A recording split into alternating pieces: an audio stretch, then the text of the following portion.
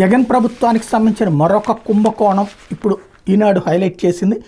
కాంట్రాక్టులు ఉద్యోగ నియామకాల్లో మాజీ సీఎం జగన్ అండతో ఇష్టారాజ్యంగా వివరించిన ఏపీ ఫైబర్ నెట్ మాజీ ఎండీ మధుసూదన్ రెడ్డికి సంబంధించిన మరో కుంభకోణం వెలుగులోకి వచ్చింది. ఆయన హయాంలో ఏపీ ఫైబర్ నెట్ సంస్థకు చెందిన 151 కోట్లకు ఎలాంటి బిల్లులు కనిపించడం లేదు. ఆ మొత్తాన్ని ఎందుకు చెల్లించారనే సమాచారం దొరకలేదు. దీంతో వ్యవహారం మీద నిశ్చితంగా పరిశీలించాలని అధికారులు భావిస్తున్నారు. సాధారణంగా సంస్థ నుంచి ₹1 చెల్లించాలన్న నిర్ణీత విధానం ఉంటుంది. ఆ చెల్లింపుల దస్త్రం మీద సంబంధిత అధికారులు సంతకాలు చేయాలి. ఇవేమీ లేకుండానే సంస్థ మాజీ ఎండీ మధుసూదన్ రెడ్డి వ్యవహరించినట్టు తెలిసింది. జగన్ అండతో ఎండీ హోదాలో మధుసూదన్ రెడ్డి సొంత జాగీర్ల సంస్థ ఆదాయానికి లెక్కాపత్రం లేకుండా పంచిపెట్టారు. సంస్థ అవసరానికి మించి నియామకాలు చేయడమే కాకుండా బంధువులకు కీలక పోస్టులు కాంట్రాక్టులు ఇచ్చారు. ఇవన్నీ ఒక ఎత్తు అయితే ఎన్నికలకు కొన్ని నెలల ముందు సంస్థ పేరిట తెచ్చిన అప్పుని లెక్కాపత్రంలో కూడా పంచిపెట్టడం సిబ్బందిలో చర్చనీయాంశంగా మారింది. ఎన్నికల ఫలితాలు వెలువడిన తర్వాత ఫైబర్ నెట్లో జరిగిన అక్రమాలకు ఆధారాలు దొరకకుండా చేసేందుకు కొందరు సిబ్బంది ప్రయత్నించారు. అప్రమత్తమైన ప్రభుత్వం గత నెల 4వ తేదీ నుంచి విజయవాడలోని ప్రధాన కార్యాలయాన్ని సీజ్ చేసింది. సిబ్బంది ఆన్లైన్ విధానంలో పనిచేసేలా నిర్ణయం తీసుకుంది.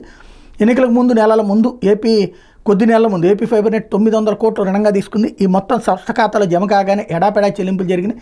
ఇందులో 151 కోట్ల చెల్లింపులు లెక్కాపత్రం లేదని సమాచారం. ఏపీ ఫైబర్ నెట్ ఆర్థిక లావాదేవీలకు సంబంధించి బ్యాంక్ ఖాతాల ఉన్నతాధికారులు ఇటీవల పరిశీలించారు. కొన్ని చెల్లింపులకు ఎలాంటి వివరాలు లేవు. బ్యాంక్ ఖాతాల సమాచారం ఆధారంగా లెక్క తేల్చడం అధికారులకు సాధ్యం కావడం లేదు. మధుసూదన్ రెడ్డి వాటి దస్త్రాలు ఆన్లైన్లో లేకుండా చేశారు. ఆయన బాధ్యతలు చేపట్టిన వెంటనే ఈ ఆఫీస్ విధానాన్ని తొలగించి ఆఫ్లైన్లో కార్యకలాపాలు నిర్వహించేలా ఉత్తర్వులు ఇచ్చారు. దీన్ని బట్టి ముందస్తు వ్యూహంతోనే ఆన్లైన్లో రికార్డులు దొరకకుండా చేశారని అనుమానాలు వ్యక్తమవుతున్నాయి. ఈ క్రమంలో విజయవాడలోని ప్రధాన కార్యాలయం తెరిచాకే బ్యాంకు ద్వారా చెల్లించిన 100 కోట్లకు ఏ దస్త్రాలు ఉన్నాయి, అందులో ఉన్న లెక్కలేంటి, ఎక్కడి నుంచి ఎంత డబ్బు వచ్చింది, ఆ మొత్తాన్ని ఎవరెవరికి చెల్లించారు, వారికి వాస్తవంగా చెల్లించాల్సిన అవసరం ఉందా వంటి అంశాలు తేలే అవకాశం ఉందని ఉన్నతాధికారి చెప్పారు. ఇది బాగానే ఉంది. ఇంతకీ అసలు ఆ కుంభకోణం తేలేక కదా ఈలోపు అనుమానాన్నే కుంభకోణం అని రాసేశారు. అది స్పెషల్. అంటే ముందు మనం విషాన్ని చిమ్మేసి ఆ తర్వాత కడుక్కోవాలి అవతలోళ్ళు అన్నట్టు. సరే, ఇది సహజం మనకి ఆంధ్రప్రదేశ్లో వార్తల్లో.